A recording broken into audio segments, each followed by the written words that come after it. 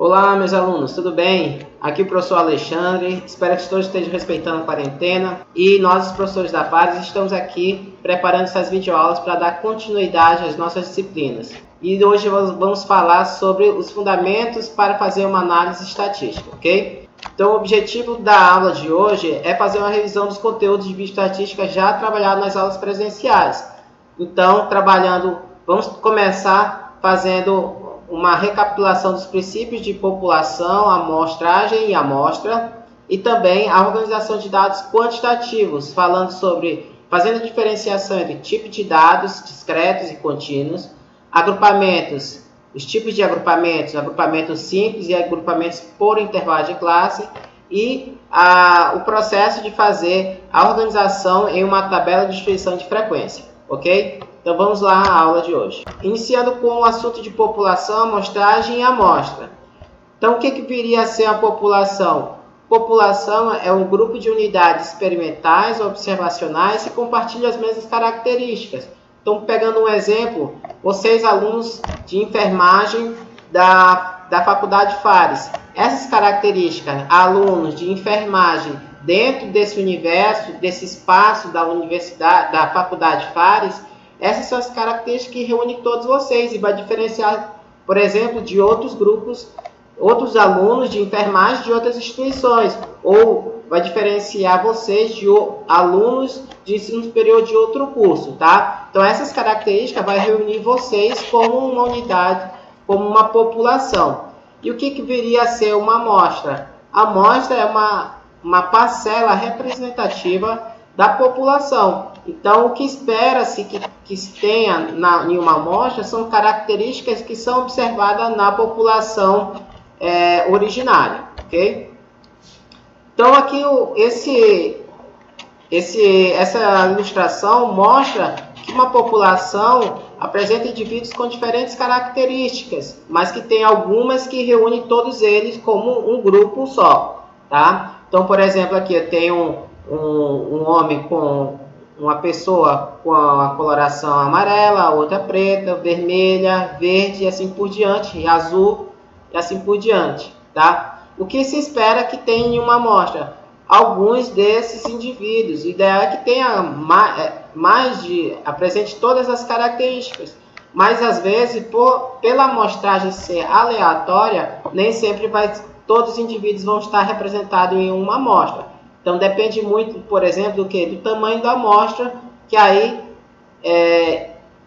quanto maior a amostra, maior a probabilidade de obter características mais diversificadas de um grupo de uma população. Então, o que viria a ser uma amostra? É um método de seleção dos indivíduos, é um método de obtenção de uma amostra, tá? E tem diferentes tipos de amostragem, como vamos ver adiante. Então, mas é importante entender para que a gente vai obter uma amostra. Nem sempre a gente tem a possibilidade de obter dados de toda uma população. Às vezes a população é muito grande. Por exemplo, se eu quiser fazer um estudo na população brasileira, eu não tenho condição de pegar todos os dados de todos os indivíduos da população brasileira. Então, eu tenho que fazer um tipo de estatística que é chamado de estatística inferencial, onde eu vou ter que pegar uma amostra e tirar uma conclusão que vai ser extrapolada, vai ser representada a realidade de toda uma população. Então, uma das características, uma das importâncias de se obter uma amostra é porque você vai às vezes você vai trabalhar com uma população muito grande, tá? Segundo, você vai também ter um benefício de redução de procedimentos. Imagine se você trabalhar com a coleta de dados de 1.000 indivíduos e se você tiver a possibilidade de obter 200 indivíduos e obter o mesmo resultado, qual que é o melhor? Qual em termos de redução de procedimentos, qual que é o melhor? Qual que seria mais vantajoso? Aquele que tem menos amostra, porque os seus resultados seriam obtidos de forma mais rápida e da mesma confiabilidade de um grupo, de uma amostra maior, tá? E, consequentemente, por ter uma redução dos procedimentos, também vem um outro benefício, que é a economia de tempo, tá? Então, aqui os tipos de amostragem, alguns dos tipos de amostragem mais comuns em bioestatística, tá? Os métodos eles podem ser divididos em métodos probabilísticos e métodos não probabilísticos, tá? Nos métodos probabilísticos, estão incluídas as técnicas de amostras aleatórias simples, amostras sistemáticas, amostras estratificadas e amostra por conglomerados, tá? Esses métodos probabilísticos, eles tendem a ser mais fiéis à realidade, tá? Até porque o método tende a ter embutido um mecanismo de aleatoriedade, ou seja, o pesquisador não tem influência direta sobre a seleção dos indivíduos, tá? E isso é desejado em um método estatístico. Já nos métodos não probabilísticos, o que vai acontecer? São métodos que eles nem sempre vão atender essa questão da aleatoriedade. Então, o pesquisador ele pode interferir de alguma forma, o que a gente chama de subjetividade, ele pode interferir de alguma forma na seleção dos indivíduos. E aí, a pesquisa ela pode ter um caráter tendencioso, tá? Mas, atendendo os critérios pré-estabelecidos antes de realizar a pesquisa, esses métodos também podem ser utilizados sem problemas. Então, por exemplo, o método por conveniência é um método utilizado para a obtenção de intenção de votos no eleitorado. Então, o pesquisador vai até uma população e questiona se a pessoa quer participar da pesquisa ou não. E aí, se ele aceitar, beleza, ele vai participar da pesquisa. Ele está incluso na minha amostra, tá? Então, quem estão incluídos nessa amostragem, nesse método de não probabilísticos, são os métodos de amostragem intencional. A pessoa ela vai ter o poder de escolha, quem vai ser selecionado, tá? Eu posso pré-estabelecer, eu quero um grupo, se fosse por faixa etária, por exemplo, eu posso selecionar, só quero trabalhar com os mais de 60 anos, eu posso trabalhar quem tem menos de 18 anos e assim por diante. O pesquisador tem o poder de decidir quem vai participar da pesquisa, tá? Ele tem um caráter de escolha. Já o método por conveniência, o pesquisador ele vai até o local para obter os dados, vai até o local onde a população se encontra, onde as unidades experimentais ou observacionais se encontram para coletar os dados, tá? A autoseleção, que no caso aqui também ela adquire outro nome, que é mais comum, é a amostragem por bola de neve. Então, tende a ter um acúmulo, um aumento da seleção dos indivíduos ao longo do desenvolver da pesquisa. E também por cotas, tá? Aí eu posso estabelecer tantos por cento vai ser, se fosse uma seleção por classe social, eu quero que 10% seja da classe A, 50% da classe B, 40% da classe C. Tá? Eu poderia fazer essas cotas, e quem estabeleceria essa cota seria eu, o pesquisador. Tudo bem? Vamos adiante. Então, aqui os tipos de amostragem e os principais características, os princípios que regem esse tipo de amostragem. Nós temos aqui a amostra aleatória simples, ela tende, você tem como uma principal característica, você tem que ter a população como um todo conhecida, tá? Porque dentro do princípio da amostra aleatória simples, todos os indivíduos que compõem aquela população têm que ter a mesma probabilidade de ser escolhido para a amostra. Então, eu tenho que saber qual é o total da minha população. E a gente vai ver, de uma forma gráfica, como é que isso vai ocorrer. A amostra sistemática ocorre a seleção de indivíduos de uma população a cada intervalo de indivíduos, tá? Por exemplo, eu quero selecionar de 3 em 3, de 5 em 5, de 4 em 4. E assim por diante. Quem vai determinar isso é a metodologia descrita no seu projeto de pesquisa. E uma outra característica é que para esse tipo de amostragem não é necessário conhecer a população total. É muito comum, por exemplo, em fila de espera, ordem de chegada e assim por diante. Esse tipo de população em que você não tem como saber o tamanho da população exatamente, tá? Também temos tipos de amostra estratificada, que ocorre a seleção proporcional em cada subgrupo de população. Ou seja, as populações elas podem ter características que separam os indivíduos e eu posso estabelecer uma amostragem em cada um desses subgrupos. Também tem uma ilustração que vai deixar bem claro isso daí. Amostragem por conglomerados, que ocorre a seleção dos indivíduos agrupados, tá? Então aqui ocorre a seleção de grupos e não de indivíduos. Mas em cada grupo selecionado, todos os que compõem aquele grupo vai ter que ser entrevistado, vai ser obtidos dados para a elaboração do seu resultado, para a obtenção do seu resultado. Amostragem por conveniência, eu já expliquei, onde o pesquisador vai até o local para obter os dados. E amostragem autogerada ou bola de neve ou autoseleção, tá?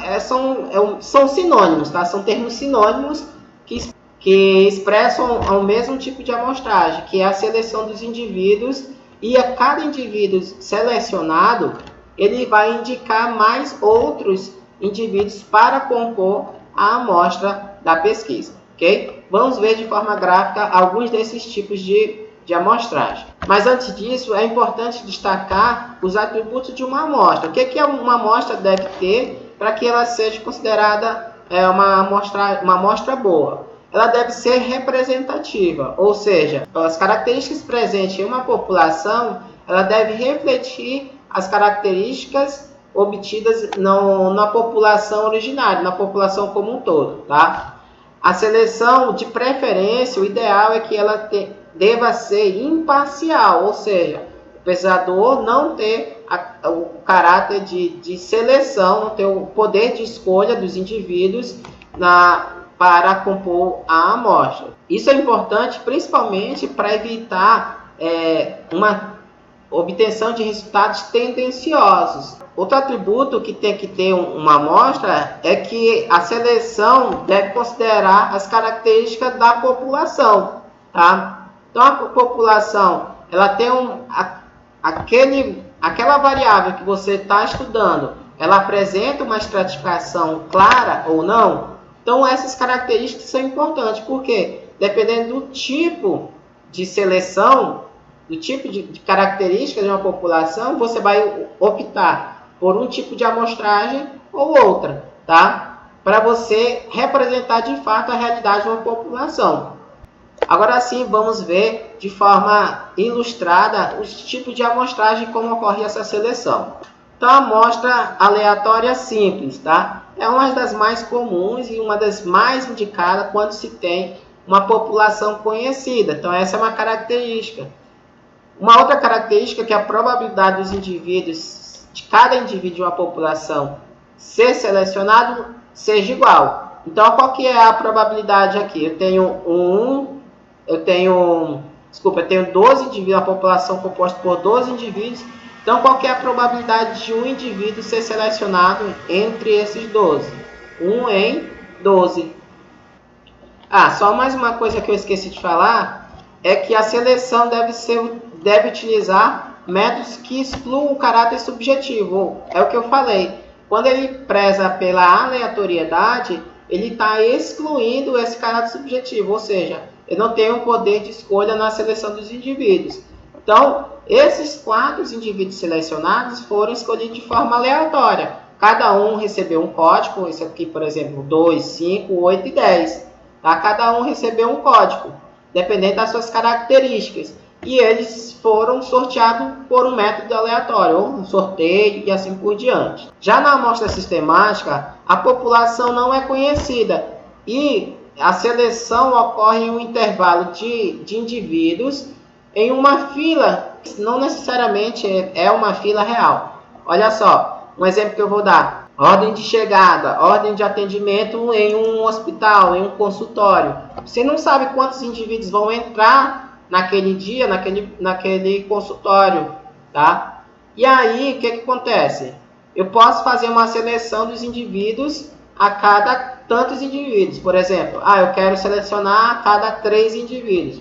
Então aqui, o primeiro foi selecionado o segundo indivíduo. O primeiro vai ocorrer de forma aleatória, tá? Mas os seguintes indivíduos selecionados vai respeitar uma ordem de chegada. Então, olha só, a cada 3 indivíduos que entrarem, o terceiro vai ser selecionado para compor a minha amostra. Então, o segundo foi selecionado de forma aleatória, mas a partir do segundo, a cada 3, o terceiro ia ser entrevistado. Então, pulou o terceiro, o quarto e o quinto foi selecionado. Pulou o sexto, o sétimo, o oitavo selecionado. Nono, décimo e o 11º selecionado. E aí eu fiz a minha amostra de 4 indivíduos dessa população inicial de 12 indivíduos, tá? De uma forma sistemática a cada 3 indivíduos, ok? Já na amostra estratificada, a seleção ocorre de forma aleatória, semelhante ao que ocorre na amostra aleatória simples, só que com a diferença de um detalhe. Você tem claramente uma distinção entre os grupos que compõem aquela população. O exemplo que eu estou dando aqui nessa ilustração é um exemplo muito característico por diferenciação da população por faixa etária. Então, eu posso selecionar entre indivíduos jovens, adultos e idosos, tá? Jovens entre 16 e 21, adultos 18 a 59 e idosos de 60 ou mais anos, tá? E aí, vocês podem observar que cada extrato, cada faixa etária tem uma quantidade de indivíduos que compõem aquele grupo, tá? Esse subgrupo. Então, por exemplo, idosos, 3 indivíduos. Adultos, 6 indivíduos. Jovens, 3 indivíduos. E aí, eu vou fazer uma seleção aleatória em cada grupo, tá? E não totalizando, colocando todos no mesmo grupo. Vai ser uma seleção aleatória aqui no grupo dos idosos, uma seleção aleatória nos adultos e outra seleção aleatória nos jovens. Com um detalhe que você tem que ser uma seleção, a quantidade de indivíduos selecionada em cada extrato, ele deve respeitar uma proporcionalidade. Ou seja, vamos supor aqui 33%. Então, 33% de 3 é 1. Então, aqui tem o direito de selecionar apenas um indivíduo. Aqui, 33% vai ser 2 indivíduos. Então, vou fazer 2 sorteios aleatórios dentro desse grupo. Tá? Então, foi selecionado 2 e 8. E aqui, 33% da população jovem é 1, igual dos idosos. Então, eu tenho o direito de selecionar apenas um indivíduo nesse extrato. Foi selecionado o indivíduo 5. O que vocês conseguem observar que dessa forma eu garanto que todos os indivíduos que compõem aquela população, eles sejam representados na minha amostra. Ela é um tipo de amostra muito, muito indicada quando a gente tem uma clara distinção entre o efeito da variável, a diferença da variável nos diferentes grupos que compõem aquela população. Vamos supor uma doença que ataca mais jovens e idosos. Aí eu posso fazer um estudo em que todos esses estejam incluídos, tá? Logicamente, a população adulta, no caso aqui, ela vai ter mais, mas é porque ela tem uma maior quantidade de indivíduos naquela população.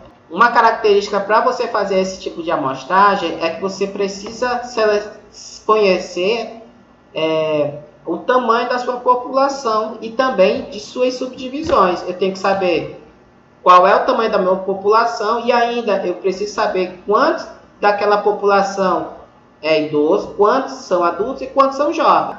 Então é uma amostra mais refinada, mas é muito indicada. Já na amostragem por conglomerados, o que ocorre? Uma seleção dos grupos e cada indivíduo que compõe o grupo vai ser utilizado para a minha amostragem. Então, por exemplo, aqui eu tenho um grupo, vamos supor, né? Tem um grupo 1 aqui, esse primeiro, grupo 2, 3, 4, 5 e 6. O que eu faço? Eu pego esses grupos, faço um sorteio aleatório entre eles e de repente eu seleciono 2. Selecionei o grupo 3 e o grupo 6. Então quem está dentro do grupo 3? O indivíduo 5 e o indivíduo 6. Esses dois vão compor a minha amostra. E quem está dentro do grupo 6?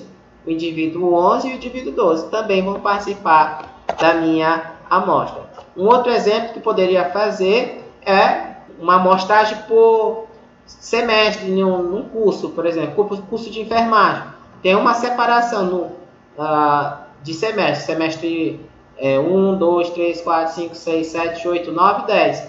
De repente eu quero fazer um estudo de uma característica dos alunos de enfermagem da Faculdade de Fares. O que poderia fazer? Pegar os grupos, tá? Os semestres e fazer um sorteio. Foi sorteado o semestre 2 e o semestre 7. O que eu vou fazer? Eu vou pesquisar quantos indivíduos tem em cada grupo e vou utilizar para a minha amostra, tá? Aqui passando então para o método não probabilístico, vamos começar com a amostra por conveniência, que é aquela que eu falei que aquela que eu dei o exemplo de intenção de voto. O pesquisador vai até o local e vai entrevistar as pessoas que queiram participar da pesquisa. Mas também é muito comum, eu já vi vários trabalhos ou projetos que tinham esse caráter em que o pesquisador ia até o local e perguntava das pessoas que queriam participar da pesquisa, tá? Ia num hospital, numa clínica, e aí perguntava dos técnicos de enfermagem, dos médicos, dos enfermeiros, quem gostaria de participar da pesquisa. Esse tipo de amostra é uma amostra por conveniência. E aí, o tamanho da população não é necessário ter o conhecimento do tamanho da população.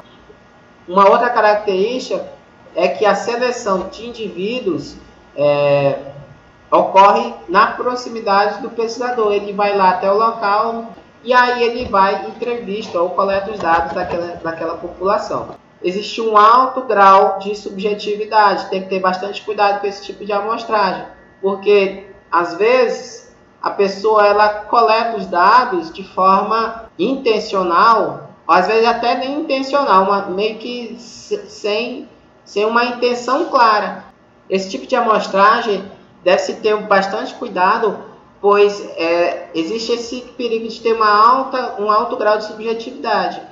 E aí às vezes pode tender a fazer um resultado tendencioso, que não é desejado em uma pesquisa científica. O último método de seleção é a amostragem autogerada ou bola de neve. Nesse caso, o pesquisador, esse tipo de amostragem é muito utilizado quando se não sabe de fato o tamanho da população e você quer conhecer a dimensão da população, e às vezes quem sabe que tem as mesmas características daquela unidade experimental é a própria unidade experimental. Então ela tem a capacidade de indicar outros indivíduos que têm a mesma característica que ele. Então o tamanho da população é desconhecido. A seleção dos indivíduos também ocorre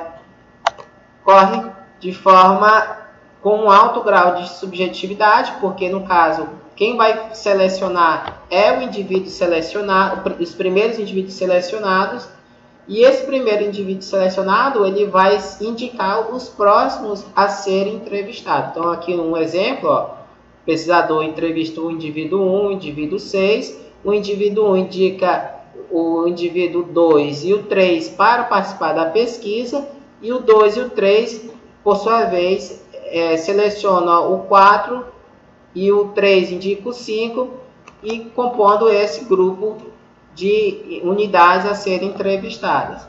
Já o indivíduo 6, eles indicam o indivíduo 7 e 8, que por sua vez indicam os indivíduos 10 e 9, tá? E assim por diante, até você atingir a quantidade de indivíduos necessária para ter uma amostra representativa. Então, continuando a aula, vamos começar a fazer uma revisão sobre a organização de dados quantitativos. Primeiro, os dados quantitativos eles vão se subdividir em dados discretos e dados contínuos.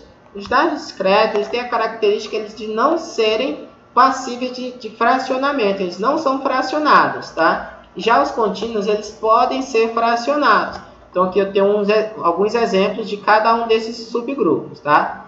Então no grupo de dados quantitativos discretos, eu tenho um exemplo aqui, ó, número de gestações. A pessoa ela pode ter nenhuma gestação, pode ter 1, 2, 3, 4 e assim por diante, tá? Assim como o número de pedras nos rins, independente do tamanho da pedra, cada pedra vai contar como uma, não importa se ela é pequena ou se é grande. Então eu tenho 1, 2, 3, 4, 5, 6 e assim por diante. Eu não posso ter 1,6 pedra, não posso. 1,8 pedra, não tem como isso. E também, outro exemplo é a frequência de internações. A pessoa se interna 1, 2 ou nenhuma. Já os dados quantitativos contínuos podem ser fracionados. Então, peso em quilograma, eu tenho 50 quilos, ok. Eu posso ter 50,1 quilos? Posso, né? 50,100 gramas é 50,1 quilos, ok? E assim por diante, tá? Valores de colesterol, dependendo da precisão do meu aparelho, eu consigo medir e eu tenho os valores variados, mas pode ser fracionado, assim como pressão arterial também, e assim por diante, tá? E outros exemplos, a estatura, outros exemplos que podem ser fracionados. Então, como organizar esses dados? Primeiro, é importante dizer que quando a gente pensa em organizar os dados eles podem ser organizados de duas formas, dois tipos de agrupamento, tá? Agrupamento simples e agrupamentos com intervalo de classe. Mas antes de escolher qual tipo de agrupamento você vai utilizar, na verdade, a primeira coisa que você tem que fazer é olhar para o conjunto de dados que você tem para organizar, tá? Então, por exemplo, vai olhar variável, número de gestações. Aí você tem que pensar, é fracionado ou não? Não, não é. Existe uma grande variação entre o menor e o maior valor? Também não existe. Olha, 0 a 5. Eu tenho, quais são os valores possíveis entre 0 e 5? Eu tenho 0, 1, 2, 3, 4 e 5. 6 possibilidades de respostas, tá? Eu consigo representar todos eles em uma tabela de distribuição de frequência, um debaixo do outro. Então, eu consigo fazer esse agrupamento simples, tá? As características principais para esse tipo de agrupamento. Você tem que ter um grande número de dados e ter uma baixa variação entre o maior e o menor valor em uma série de dados. Já no agrupamento com intervalo de classe, o que vai acontecer? Você vai olhar, a primeiro passo, olhar para a variável, peso, quilograma. É fracionado ou não? Peso é. Posso ter 50,1 quilos? Posso ter 50,5 quilos? Posso também, tá? Como está representado aqui nesse exemplo, nessa série de dados aqui, ó, 56,7, 55,0, 80,3 e assim por diante. Depois, você vai observar o quê? O maior e o menor valor. Ó, o maior é 90,2 e o menor 53,8. Qual é a variação de dados entre eles? É alta ou ele é baixa? Ela é alta, tem uma alta variação. Olha, para eu chegar do 53,8 até 90,2, eu tenho uma variação muito grande, porque presta atenção, se são valores fracionados, quais são os valores possíveis do 53,8 até o 90,2? Eu tenho 53,8, 53,9, 54, 54,1, 54,2, 54,3 e assim por diante. Então, tem uma variação muito grande, né? De muitas possibilidades de resposta entre o menor e o maior. Então, eu tenho uma alta variação de dados. Eu não consigo representar todas as possibilidades de forma individualizada, um debaixo do outro, em uma tabela de distribuição de frequência. Então, eu tenho que utilizar agrupamentos com intervalo de classe. Então, vamos para a prática, como é que vai se dar essa organização com agrupamento simples. Primeira coisa que você vai observar, como eu já falei, é observar a variável. Ela é uma variável que vai gerar dados discreto ou contínuo? Nesse caso é discreto. Número de gestações 0, 1, 2, 3, 4 e 5. E aí tem uma alta ou baixa variação. Tem uma baixa variação, ó, 0, 1, 2, 3, 4, 5, 6 possibilidades de resposta. E depois você vai identificar qual que é o menor e qual que é o maior. O menor é 0 e o maior é 6. E aí o que você vai fazer? Montar a tabela de descrição de frequência apresentando todos os valores entre o menor e o maior valor na coluna da variável. Então olha aqui, um exemplo. Eu tenho aqui a coluna da variável, tá? Ó, número de gestação, 0, 1, 2, 3, 4 e 5. E aí eu vou realizar a contagem, tá? Isso aqui a gente vai ver mais para frente. Mas o que é a contagem? Contagem é quantas vezes o 0 se repetiu em uma série de dados. Então, o 0 se repetiu 6 vezes. O 1 repetiu 8, 2, 3, o 3, 5 vezes, o 4, 1 e o 5 também 1, tá? E a frequência simples é a representação numérica dos tracinhos aqui da contagem. Importante, se eu tenho 24 dados aqui numa série de dados, o somatório da minha contagem, da minha frequência simples, tem que dar igual ao número de dados, 24. Ó, 1, 2, 3, 4, 1, 2, 3, 4, 5, 6, 24 dados, 24 indivíduos, tá? E é importante também se atentar àqueles erros de contagem. Então, quando for fazer a contagem, sempre risca os dados já contabilizados, tá? Então, eu contei o 0, marquei aqui na minha tabela. Marquei o segundo 0, coloquei na minha tabela. Marquei o 1, coloco na minha tabela. O 0, coloco na minha contagem aqui na tabela. E assim por diante, seguindo uma ordem lógica até chegar ao último valor. Assim, você vai minimizar as possibilidades de erro de contagem, ok? Agora vamos para um exercício, tá? Um exercício para vocês fazerem, só um exercício de fixação mesmo, para vocês constatarem se vocês entenderam ou não do assunto. E agora vamos para o agrupamento com intervalo de classe, tá? Esse tipo de agrupamento, ela tem os procedimentos um pouquinho a mais do que o agrupamento simples, porque você tem que fazer os intervalos de classe. E aí tem um passo a mais que eu vou colocar no slide à frente, tá? Vamos aqui aos procedimentos, tá? Então, identificar a variável. Qual é a variável? A variável oferece dados fracionados ou não? Sim, fracionados. Então, peso 55.1, 55.2 e assim por diante. São valores fracionados. Então, é um indicador muito forte que eles sejam agrupados com intervalo de classe. Aí, o que a gente vai fazer? Identificar o maior e o menor valor. O menor, 53.8 e o maior, 90.2. E aí, o que a gente vai fazer? A gente vai fazer a amplitude dos dados. O que é a amplitude? Eu pego o maior valor, diminuo do menor valor. Então, 90.2 menos 53.8. Eu chego a um determinado valor, eu tiro a raiz quadrada desse valor, e aí eu vou ter um valor aproximado para eu construir meu intervalo de classe. Não se preocupe nesse slide, que no próximo a gente vai exemplificar isso aí, vai desenvolver isso num exemplo prático. E aqui o terceiro passo, determinar o intervalo retirando a raiz quadrada da amplitude. E montar a tabela de descrição de frequência. Sempre iniciar os intervalos de classe com o menor valor. Aí, qual que é o menor valor? 53.8. Então, esse vai ser o meu primeiro limite que eu vou colocar aqui. Depois eu vou construir o outro somando o intervalo de classe, tá? Vamos ver como é que é isso aqui. Olha só, de forma prática, como é que vai ocorrer. A amplitude H total é igual a 90.2 menos 53.8. Vai dar quanto? 36.4. Pega esse valor, tira a raiz quadrada. Você vai determinar o intervalo de classe.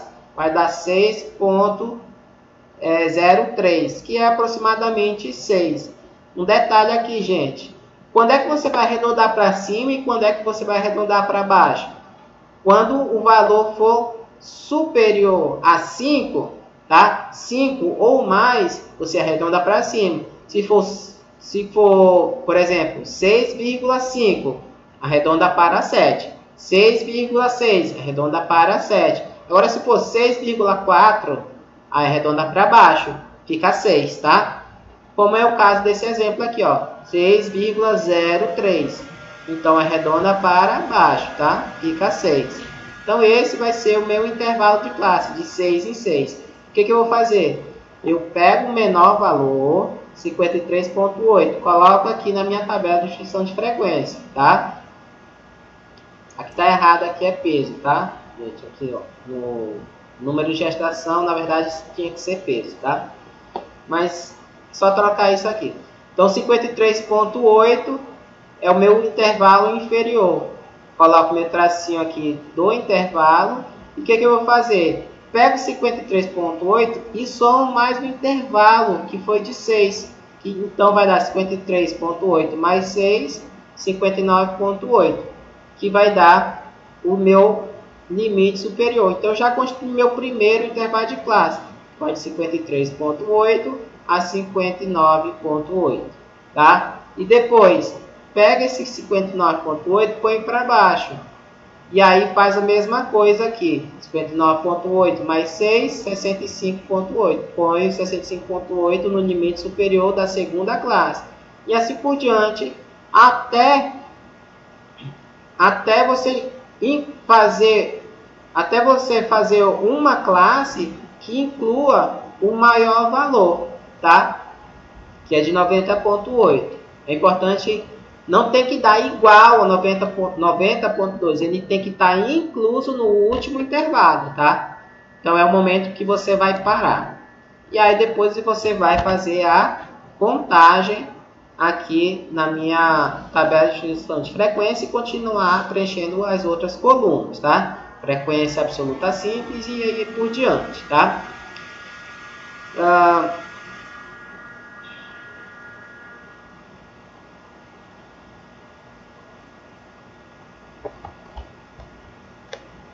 Aqui tem um exercício para vocês fazerem também, semelhante ao outro exercício de agrupamento simples. Aqui, agrupamentos com intervalo de classe, tá? No caso, tamanho de pedras no rins em milímetros. Então, tem várias medidas aqui de pedras no rins. Vocês vão ter que ver o quê? Aquele procedimento, esse procedimento aqui, que eu passei para vocês, para construir a tabela de distribuição de frequência e preencher as outras colunas também, tá? Vamos aqui aos outros tipos de frequência que geralmente é pedido em uma análise na organização dos dados quantitativos, tá? Primeiro, a frequência absoluta simples, que é representado pela letra F minúsculo, tá? É importante colocar de formas essa diferenciação, letra minúscula e letra maiúscula, porque vai ter também, e dependendo da letra, vai apresentar frequências diferentes, tá? Então, ó, frequência absoluta simples, F minúsculo. Frequência relativa simples, FR minúsculo. Frequência simples acumulada, F maiúsculo. E frequência relativa acumulada, F maiúsculo, R minúsculo, tá? E porcentagem da frequência relativa, que tem junto o FR minúsculo junto com o símbolo de porcentagem. Então, essas são as frequências mais pedidas aí na organização de dados quantitativos. Vamos ver aqui, na prática, como é que isso vai se dar. Olha, então eu tenho aqui, ó, a ordem das frequências não importa, tá? Mas geralmente a gente coloca contagem, frequência relativa, frequência simples acumulada, frequência relativa acumulada e porcentagem da frequência relativa, tá? Então, o que é a frequência simples? Absoluta simples. É a representação numérica da contagem. Então, eu vou pegar esse valor, contar quantos tracinhos tem aqui. Tem 7, eu ponho 7 aqui. Se tem 9 aqui, eu ponho 9 aqui, 10 e assim por diante, tá? A frequência relativa, você pega cada valor da frequência relativa e divide pelo total. Então, vamos para a prática, como a gente vai preencher essas colunas de frequências aqui. Frequência simples, frequência relativa simples, frequência acumulada, simples acumulada, frequência relativa acumulada e porcentagem da frequência relativa simples, tá? Então, contagem, você vai fazer aquele procedimento que eu ensinei anteriormente, ver quantos valores ocorrem em cada intervalo de classe e encaixa em cada uma dessas classes aqui. Depois você vai fazer a frequência absoluta simples. Então, viu aqui 7 tracinho, põe 7 aqui. Colocou 9 aqui e assim por diante. 10, 12, 7, 4 e 3. No final, você vai ter que somar todas essas frequências absolutas simples, tá? E para ter um total que se chama somatório da frequência relativa simples. Somatório da frequência relativa simples, tá? E aí, o que você vai fazer? Para preencher a frequência relativa simples, o que você vai fazer? Você vai pegar cada valor da frequência de cada coluna, de cada classe, dividir pelo total. Então, 7 dividido para 52 deu 0,1348.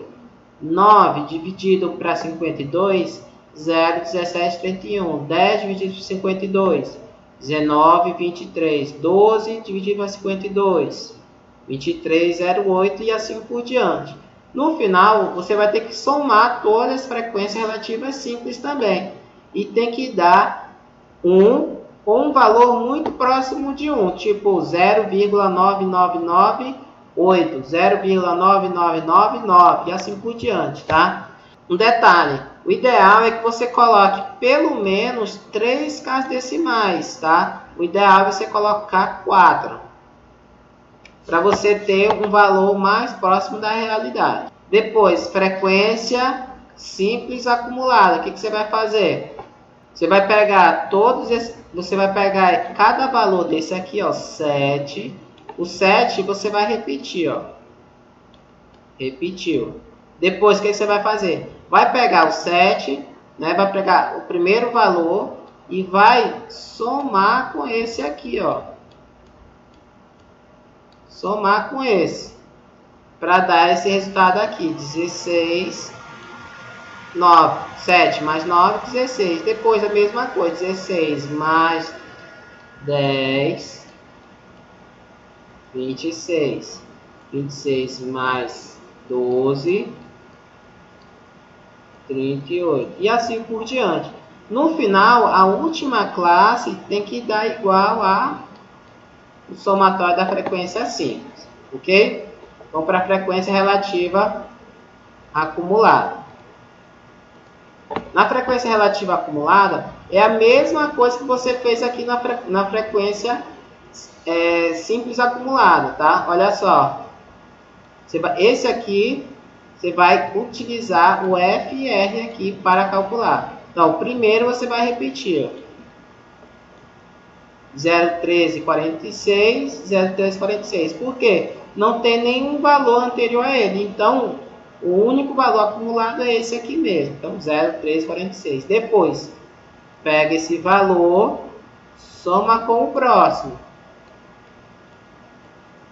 0,1348 mais 1731, 0,3077. Pega esse valor, soma com o próximo. 0,3077 mais 1923, 0,50. E assim por diante até chegar ao final. Aqui é a mesma coisa, ó. O último valor ele tem que ser igual a 1 ou um valor muito próximo de 1, que vai ser igual a o somatório desse aqui, tá? Da frequência relativa simples. E por último, né, mais fácil de todos é a porcentagem da frequência relativa simples, ó. Isso aqui é FR, claro que você vai pegar o FR aqui para calcular. Então, o que você vai pegar? Vai pegar cada um desses valores aqui, tá? Cada um desses valores e multiplicar por 100, que aí vai dar essa porcentagem aqui, ó. 0,1356 deu 13,46. 0,1731 17,31, tá? Então, esse é o mais fácil. Como a gente multiplica por 100, é como se a vírgula aqui, ó, ela andasse uma, andasse duas e ficasse aqui a vírgula, tá? Olha só. Ok? Então, por isso que é bom colocar 4 casas decimais, porque aí já facilita esse cálculo, tá? E no final, logicamente, tem que dar 100. Então, gente, por hoje a aula é isso. E a próxima videoaula eu vou fazer a revisão sobre organização de dados qualitativos e tipos de gráficos, explicando esses gráficos que vocês têm tanta dificuldade de fazer. Mas acredito que com essa aula vocês vão melhorar bastante e, Deus quiser, nós possamos ter um bom desempenho na disciplina, tá? Fique com Deus, se cuidem e até a próxima aula.